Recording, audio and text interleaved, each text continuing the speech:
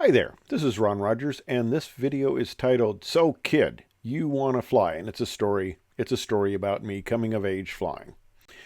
Now, one thing I need to caution you on, this does contain satire. And I've been told that I have somewhat of a dry sense of humor and people always don't pick up on it, so this has satire, okay? Now, I don't know why it does that. Okay, so back in 1955, about a block and a half from my home in Iowa City, Iowa, I stopped by the side of the road on my bicycle and I looked up in the sky and I saw this contrail moving fast across the sky.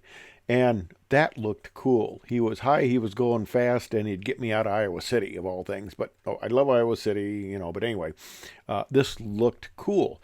Now, any aircraft at that time that was high and going fast was most likely military because the 707 didn't come into service until 1958, 3 years later, and the venerable 727, which I love to fly, didn't come in till 1962 with Eastern Airlines. But okay, I'm 5 years old and I'm thinking, boy, I want to fly. Okay, well, there's a problem with being 5 years old and wanting to fly. First of all, the military helmets just don't fit well at all. And, you can't even hardly see over the side of the canopy rail, so there are some limitations. But a neighbor had heard that I was interested in flying and wanted to be a pilot, and he thought, he's going to be a cool guy, and he's going to take this little kid and kind of show him what it's all about. So he takes me out to this grass strip, and I see this yellow airplane, and I look at that, and I go, well, what is that? That doesn't look like it goes very high or very fast. And what is that thing in the front that spins around? I mean, this isn't a jet. I can tell right away this isn't a jet. And I go, wow, what are you talking about, guy? And I said, no, you don't understand. I said, I want to fly. I want to fly something big, something heavy, something that has a million knobs and buttons for me to push.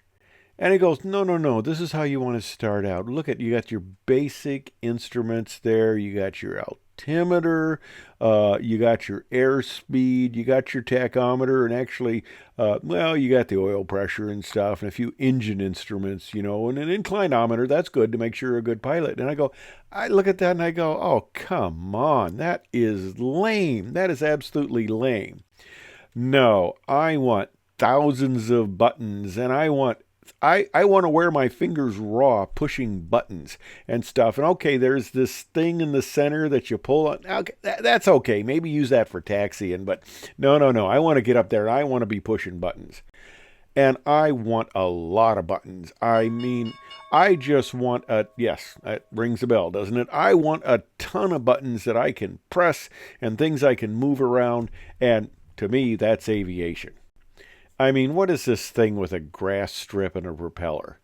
And he goes, no, these are your basic pilots. It's really fun.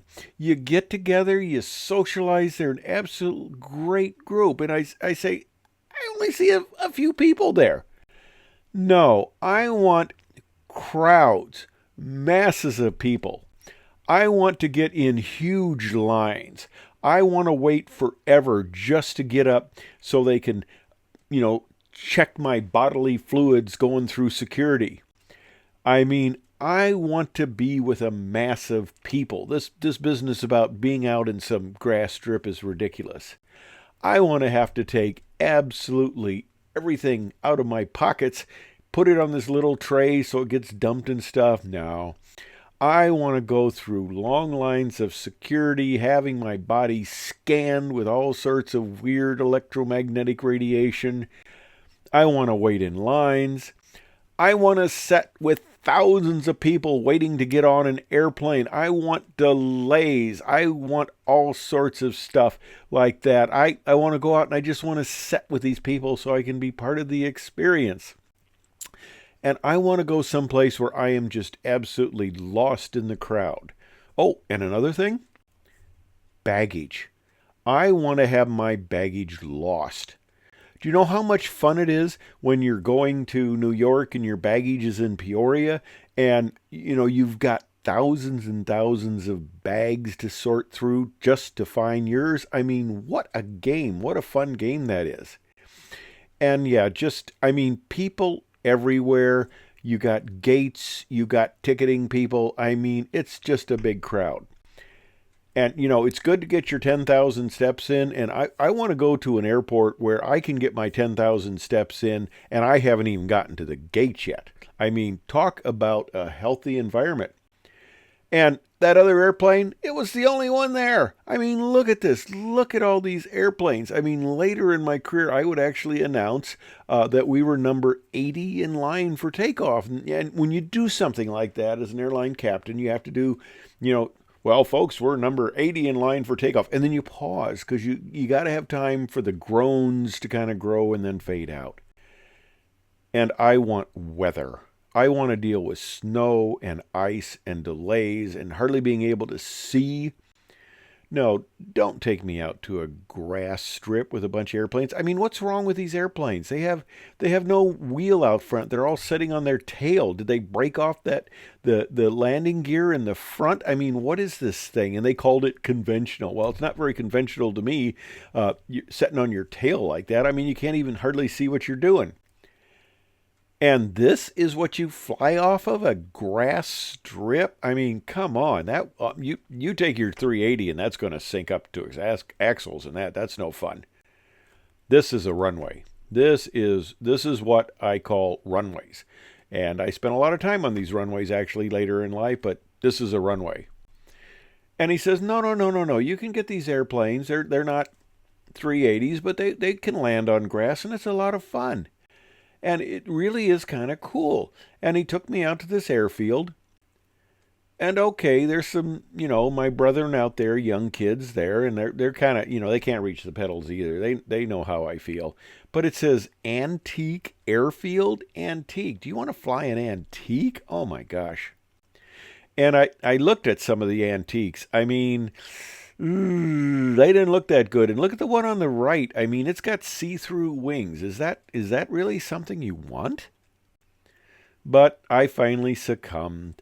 I was successful in getting to push buttons, and that airplane right up there, that's my instrument panel on my Turbo 310R. And I got buttons to push. So I did okay. I did get to push my buttons. And I got to go fast. And sometimes I got to go really, really fast, and that was a lot of fun. Ooh, I feel the heat. Wow. But I eventually got old.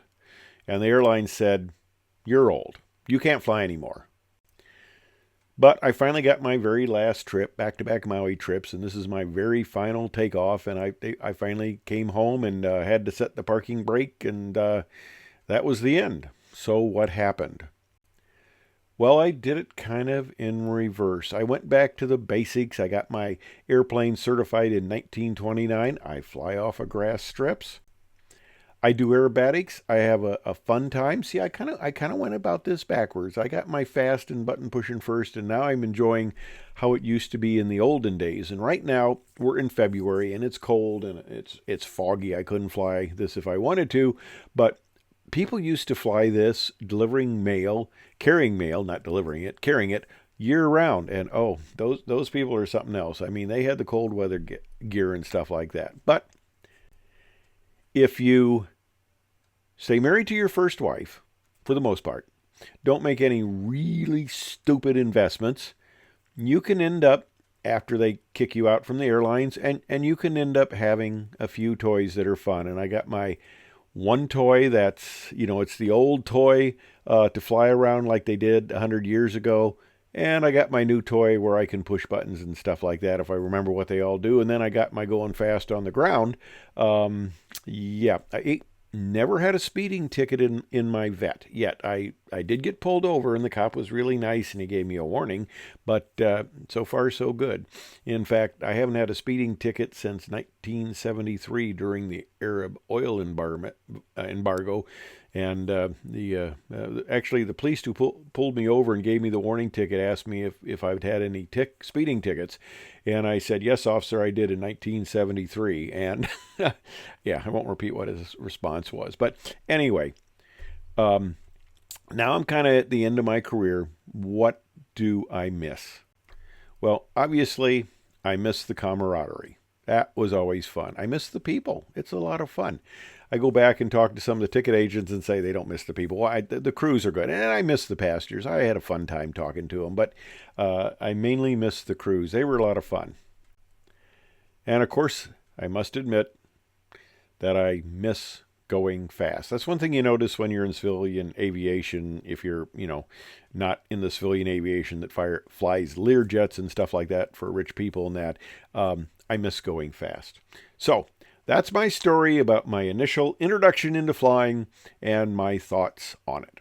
A little bit tongue-in-cheek, but I hope you enjoyed it and found it interesting, amusing, reasonably non-fattening, and whatever. Thanks for watching.